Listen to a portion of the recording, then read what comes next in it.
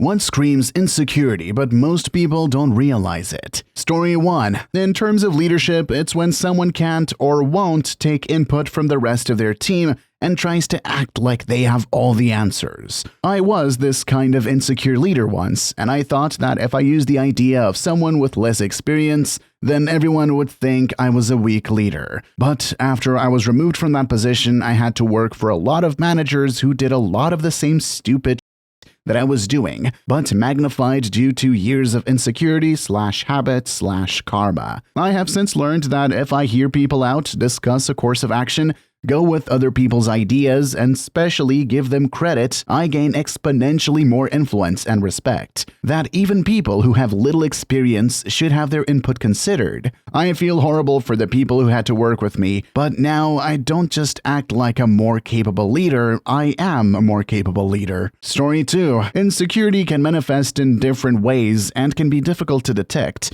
as people often try to hide or cover up their insecurities. Some common behaviors or actions that may indicate insecurity include seeking constant validation or reassurance. If a person constantly seeks validation or reassurance from others, it could be a sign that they are insecure and unsure of themselves, putting others down. Some people who are insecure may try to make themselves feel better by belittling or putting others down. Overcompensating. Someone who is insecure may try to overcompensate by boasting or exaggerating their achievements or abilities, being overly critical of themselves or others. Insecurity can sometimes lead to excessively criticizing oneself or others. Being overly defensive. If a person becomes defensive or reactive when their beliefs or actions are questioned, it could be a sign of insecurity. It is important to remember that everyone experiences insecurity at some point in their lives, and it is a normal part of being human. However, it is important to address and work on insecurities healthily to promote personal growth and well-being. Usually, co-workers can have constant validation and reassurance.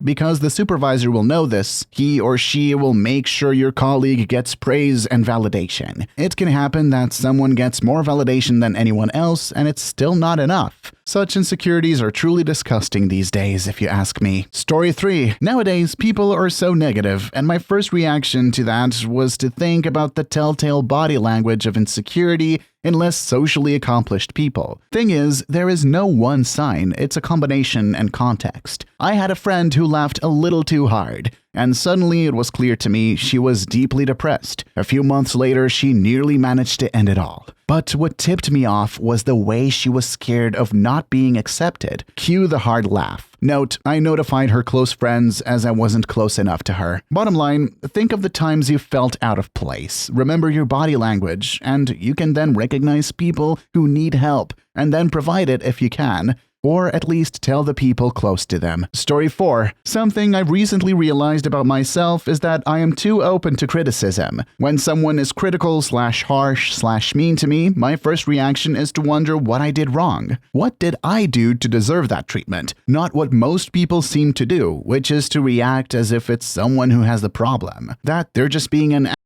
or whatever. My default position is to assume that I'm the problem because I'm insecure. I have low self-esteem. To me, that criticism is a hint about how I might be able to fix myself, which is a tricky problem to have, because not being able to accept your faults/handle criticism is itself a problem. I just need to find a healthier balance there. I can totally relate to what you're going through. It's important to remember that while self-reflection and personal growth are great, you shouldn't automatically assume that you are the problem every time someone criticizes you. It's crucial to find a balance between being open to feedback and standing up for yourself when someone is being unnecessarily harsh. Know your worth and don't let everyone's opinion dictate your self-esteem. Story 5. People who talk too much are the ones that always stick out. Their mentality and behavioral patterns are so transparent. They want their opinions, judgments, and experiences to be heard. They want and need other people to think these things are somehow special, important, or unique. The conversation is just a platform for them to be loud and get attention.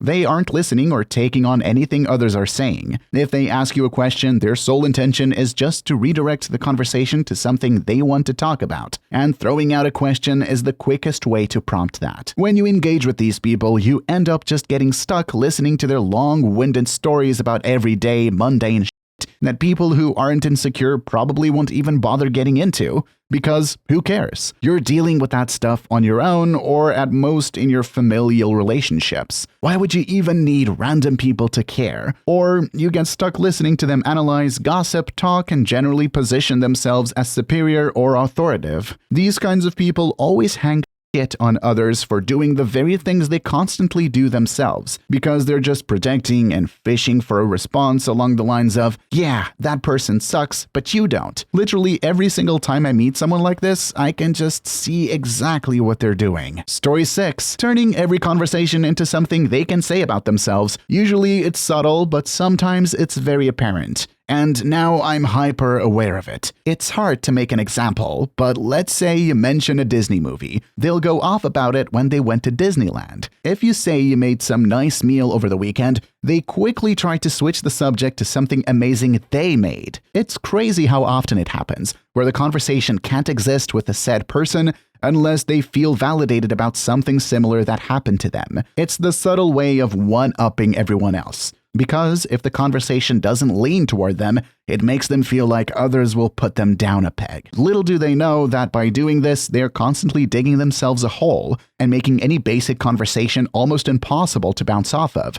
Especially, and what they say isn't even a story. It's just a quick, I also did a thing similar. You've hit the nail on the head with this observation. It can be quite frustrating when someone consistently shifts the focus of a conversation back to themselves. I think it's crucial for all of us to work on our listening skills and give others a chance to share their thoughts and experiences without feeling overshadowed. Understanding and empathy go a long way in making conversations more enjoyable and meaningful for everyone involved. Story 7. A coworker of mine makes up shit about his life constantly. Boasted he was gonna buy a house of his own in North Carolina. Yes, he emphasized it was going to be just his and to own. Then, after a 2-week vacation, he comes back and says he and his friends each put in $500 for a rental home on the coast. Totally forgot and rejected that he ever said he was gonna buy a house. Also said he was accepted into a 6-figure job and that his 2 weeks are in. Stayed with us for a lot longer and never brought it up again. Then got fired months later for stealing cheap petty items. Another time while he was still here, he said he was getting married,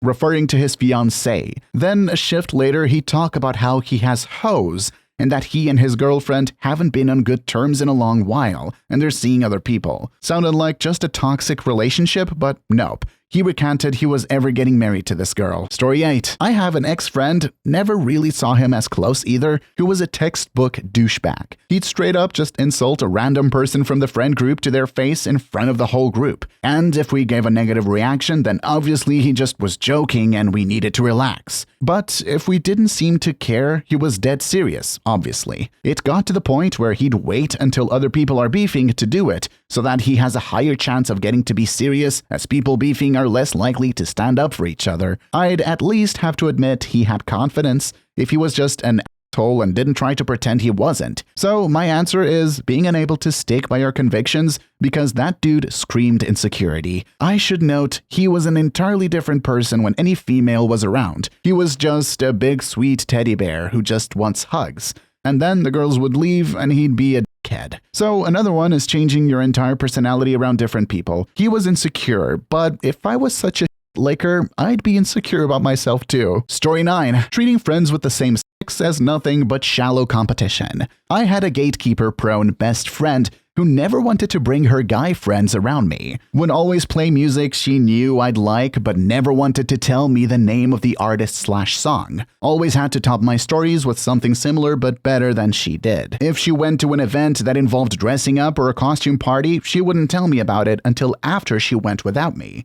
She would try to convince me any guy I liked from our school had always wanted her at some point or another, and how funny it was when she just ignored/rejected him. I didn't notice it until we stopped being friends. I did the opposite with all of these things for our entire friendship, and I actually always thought she was prettier than me, but I never let it control how I treated her. She had no reason to do all that, so I just assume it's out of insecurity. It's really unfortunate when friendships are marred by competition and insecurity. True friends should lift each other up and celebrate each other's successes, rather than trying to outdo one another. It's great that that you recognized this unhealthy dynamic and chose not to participate in it. I hope you found more supportive and genuine friends who truly value your friendship and appreciate you for who you are. Remember, a healthy relationship should always be based on trust, respect, and mutual support. Story 10. Constantly trying to one-up you. My mom does it all the time. People around us notice it, and they told me it makes them uncomfortable. I get a pretty new hat, she wants the same one. Except I wear it a lot, and she only wears it once to show off to others, and then throws it aside. I gave to charity and won a free ticket to a theme park. The next day, she claimed she gave more money to a charity and got tickets to the same place. I was a teenager, and I got good grades in the cooking class. She goes to one cooking class made for people who want to start food business, and she comes back shoving the certificate in my face, bragging that she got it too. In case you're wondering, yes, she never started a food business. Story 11. People who always need to mention the famous/rich/cool people they hang out with. Have a friend like this, probably my oldest friend in the world, and I love him to death. But goddamn, he never fails to mention some extraneous details whenever he's talking about something he did. Those details invariably relate to someone rich, powerful, or famous. Example: yeah, dude, we went on a trip on my girlfriend's friend's yacht. Her friend's dad is the president at so-and-so company and makes bank. Like, I get it. I'd be hyped if I went out on a fancy yacht and would want to talk to my friends about it. But every story circles back to how he's rubbing shoulders with rich, powerful, or famous people. And it's not like he's saying that they're a cool person or that they did something fun together. It's just about how rich they are. Story 12. Short version. Ignoring your friends or partner for virtual validation seeking instead of being in moments where you can truly be valued, validated, and loved. The most insecure people I know have this same thing in common.